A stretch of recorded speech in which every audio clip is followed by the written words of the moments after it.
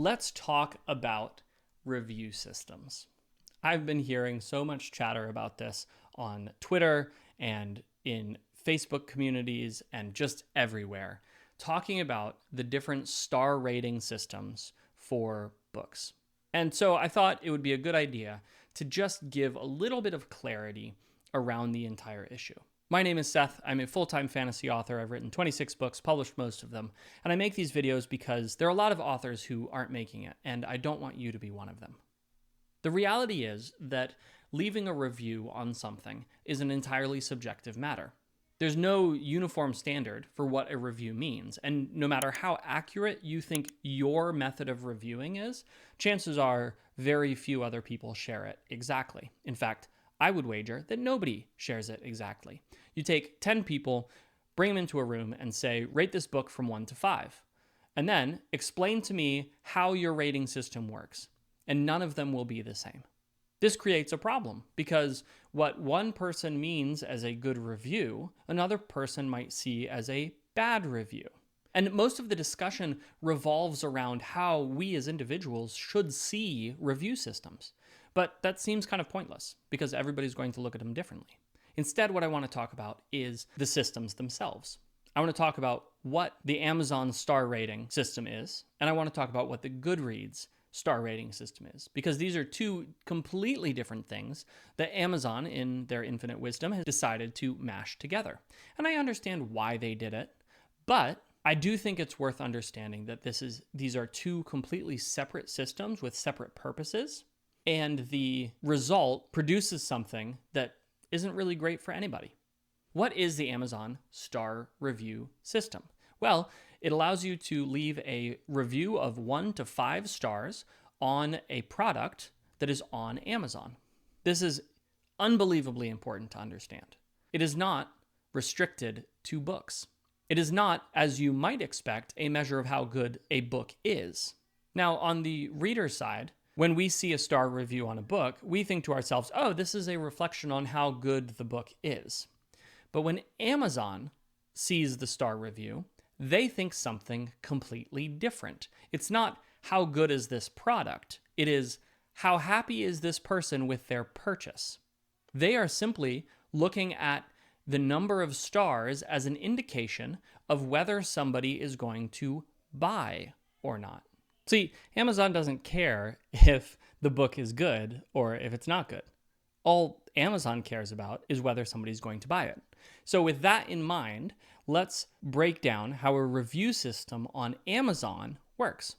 Again, this is not what I'm saying a review should be. This is not what I'm saying you should consider the review. I'm just giving you objectively what does it mean to Amazon's system. A 5-star review means this product is highly likely to be bought, and that somebody who buys it will either buy it again or recommend it to other people. So 5 stars is great. 4 stars is a step down, but it still means this product is likely to be bought. Somebody who sees a 4-star review understands that there's something about it that the people who purchased it don't like, but the positives outweigh the negatives. And so they're likely to buy it or recommend it to other people, just with a slight caveat. 3 stars means this product is neutral. The positives do not outweigh the negatives, and the person who purchased it is not likely to buy again. Now, this is where the disconnect happens, because for a lot of reviewers, as we'll see in just a second, 3 stars is perfectly good. But the reality is that on Amazon, for Amazon's system, 3 stars is a death sentence. Because Amazon is not going to promote a 3-star product against a 5-star product. They will actually only promote 4 and 5-star products against each other, unless there is no alternative. 2 stars means that this product is highly unlikely to be bought and probably made the person who purchased it actively upset. 2-star and 1-star reviews can sort of be lumped in together because honestly, there's not much difference as far as Amazon is concerned. A 1-star review and a 2-star review both mean the same thing. This person is not going to buy this and will actively dissuade other people from buying it as well. So that's what the Amazon system means. What about Goodreads? Goodreads is a website that, incidentally, Amazon owns, where people go to review books specifically. They don't review other products on Goodreads. And that means that the star rating system is a little bit different. Now, again, similar to Amazon, it's a 5-star system. But because Goodreads is a reader review platform, it means that the reviews are going to be a little bit more nuanced. It also means that you're going to get subjective opinion. And so while somebody might say this book is good or this book is bad, more people are going to give you a more nuanced understanding of why it is they rated the way they did. The Goodreads review system is quite different from Amazon's. A 5-star review means this book is outstanding. There are no flaws, and it's just a great book. 4 stars typically means this is a really good book with very few flaws, and whoever is leaving the review is probably going to read the sequels or continue to purchase from this author. 3 stars means this is a good book, but it has some major detractions, and there are some things that I personally didn't like. But it also means it's still a good book, and more often than not, somebody who leaves a 3-star review is going to continue reading.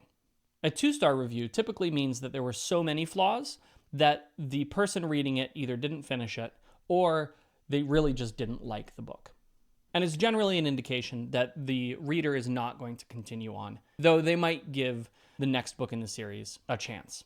And a 1-star review means this is objectively a bad book, or at least in the subjective opinion of the person who is leaving the review. But do you understand how these two things are different?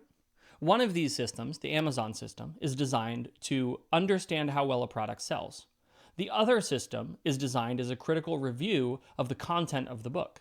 Though there is some overlap, these are completely different systems, which means something very important. If you want to support an author, it's imperative that you don't mix up the purposes of these systems.